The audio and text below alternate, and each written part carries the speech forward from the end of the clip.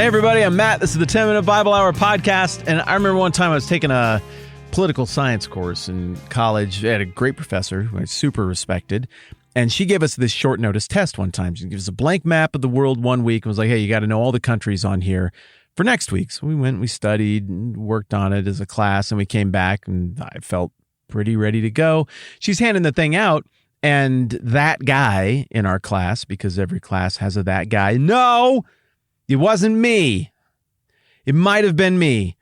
So she's handing out the test, and as she hands it to that guy, he says loud enough for everyone to hear, Professor, what hypothetically would be the reward if one of the students happened to have also learned all of the capitals of all of the countries?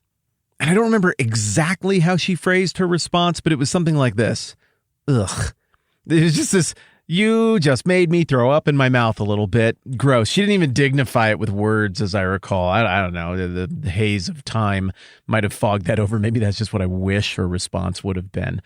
But I don't know. At the time, we ridiculed him a little bit. That obviously didn't play well amongst a bunch of 19 and 20-year-old college students. But over time, I become a little more empathetic to that. I mean, come on. What he was trying to do in his misguided kid way was to say, I respect you as a professor. I get what you're going for. I see why this stuff is important. And if this is the bar that is normal, then I would love to exceed it, ma'am, just to show you how committed I am to the thing that you are trying to teach us. Yeah, okay. Whether you're empathetic to that or not, I figure if you can get it, then it's probably really easy to understand what I think Peter is doing here in Matthew chapter 18. Come on, Peter's impressed with Jesus. Look what's happened through these 18 chapters. Jesus does amazing stuff.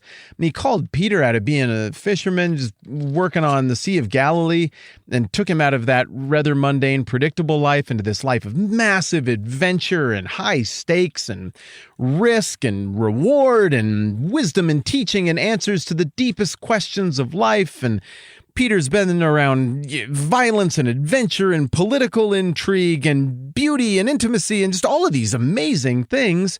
And all of this has come as a result of hanging around with Jesus. Of course he's impressed with Jesus. Then just a couple chapters earlier, after bungling trying to say the smart thing through most of the book of Matthew, he finally says something smart. Remember in Matthew 16?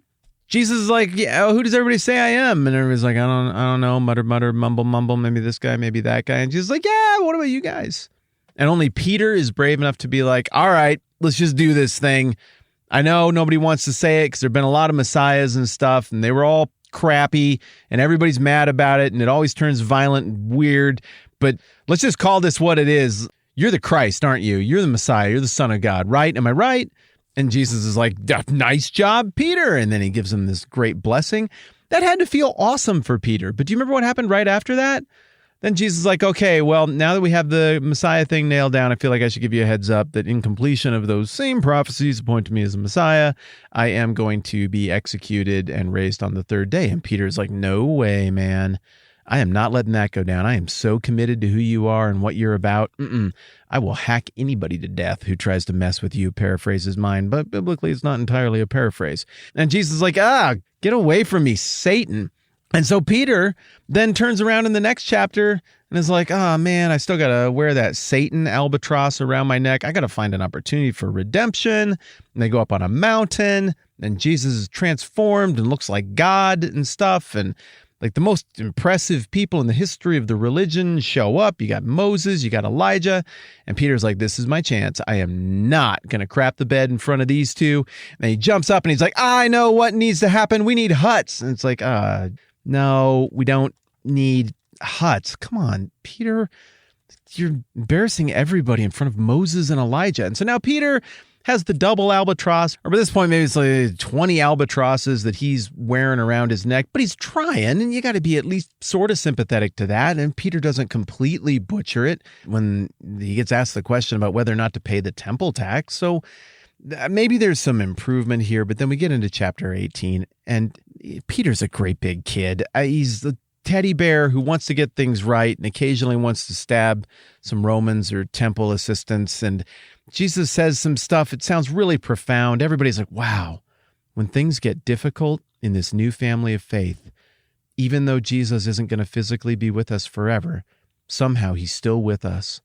partnering when we have to go through these hard times. That's profound, that there's this union between God and man like this. And then Peter's like, hey, question. I had something actually that I thought might be helpful right here. And in verse 21, we get this gem from Peter. Then Peter came to Jesus and asked, Lord, how many times shall I forgive my brother when he sins against me? Up to 7 times? And clearly what is happening here, given the character of Peter, the larger context we're looking at, is that he's drawing on some kind of cultural expectation that the original audience would have had for how forgiving is really forgiving. In the same way, you've got opinions about what is a good tip. I remember when I was a kid, 10% was a really good tip, and then 15% became standard. And now I get those machines where people are like, now the machine is going to ask you a question. Like, come on, it's not the machine asking me the question, but whatever. And 20% is the lowest one, and you can go up to 30%. So there's a debate that rages on, like, how does tipping work? What is socially appropriate? What means you did a good job and I'm being cool and not a cheapskate or a chump? Likewise, it would appear that there was some kind of ongoing cultural debate about, like, how much forgiving should you do that existed among all the people. And probably some people were like, I don't know, like once is probably good. After that, like, shame on me, right? Isn't that how the saying goes?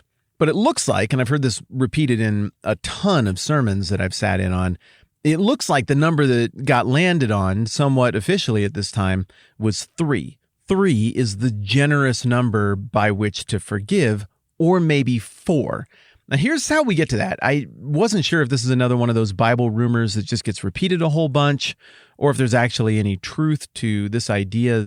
And it looks like there are a couple of quotes from well after the fact that get cited somewhat, but I'm not sure these quotes seal the deal for me in terms of cementing, like, this is exactly how people thought about forgiveness. This first quote dates to, like, the amount of time that America has been a country out past the time of Jesus. So I'm not totally sure how culturally relevant things would still be that far out, but you're getting close to 300 AD when you get this quote from a Rabbi Hanina. I'm sorry if I'm saying that wrong. This says, one who seeks pardon from his neighbor need do so no more than 3 times. To me, it looks like this teaching is saying that you shouldn't make somebody ask more than 3 times before you're obligated and you have to give that forgiveness. So it seems like that's not actually analogous to what we're getting in Peter's situation here, which is how many times should you forgive somebody who gets stuff wrong? Then there's another quote that runs to within about 150 years of the life of Jesus, 150 years after, from someone named Rabbi Ben Judah, that says, if a man commits a transgression once, he's forgiven. The second time, forgiven. Third time, forgiven. The fourth time, no, he's not forgiven at that point. And then there's some references to Amos. Now, I did find some other corroborating evidence suggesting that the number of forgivenesses that should be granted for the same offense or similar offenses is drawn from the opening couple of chapters in the book of Amos.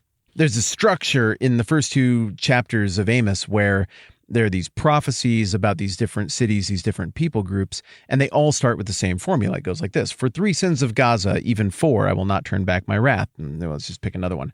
Chapter 2. For 3 sins of Moab, even 4, I will not turn back my wrath. And it does that 6, 7 times, something like that.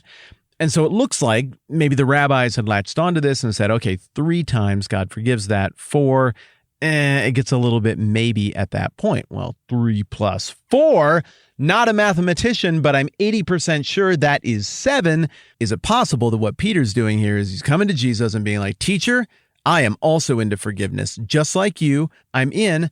I won't go 3 or maybe 4. I'll go 3 plus 4, equaling 7, which is a ton more forgiveness. I say again, we always pick on Peter because the text kind of intends us to pick on Peter. He's a point of view character. He fails big in the ways that we would fail if we were courageous enough to go big. But you know what? This was pretty progressive for somebody in that moment, in that situation at that time. Some of Peter's big swings have connected, so he takes another big one. But I look at this and I'm like, oh, okay, Peter, I see your little kid heart on display here. Cool, you're trying to go above and beyond to say that you get it and you're on board. But then Jesus answers, I tell you not 7 times, but 77 times. Now, obviously, we need to break that 77 times thing down a bunch more, and there's a whole parable coming up, and that's what we're going to be talking about in the upcoming episodes. But the point would seem to be a lot, unending forgiveness. As you are forgiven so much, so you should forgive much as well. The insecurities and the vulnerabilities and the floundering of the point of view characters like Peter that get us to these big teachings of Jesus, that prompt these big teachings, I like to linger on that stuff a little bit. Because if I take that extra second to see myself in those insecurities, to see my kid heart in the kid heart of Peter, then it's a lot easier for the stuff that Jesus is going to say next to sink in a way that gets past my academic intellectual armor and gives me something to work on, think about, process at a much deeper level. I'm hearing back from a whole bunch of the international patrons right now, and it sounds like you are getting the notebooks that I mailed you, so that makes me very, very happy. Hopefully we got all of those bases covered. I did have one or two that just came back all tattered up after weeks and weeks. And so if you still didn't get yours and you've been a patron, shoot me a note, because probably yours is one of those that just came back in tatters, and I will package you up a fresh, pretty new one and get that out to you right away. Thank you to all of you who support the program at patreon.com/the TMBH podcast. You are why we get to do this. All right, thanks for hanging out with me. I'm Matt. This is the 10-Minute Bible Hour podcast. Let's do this again soon.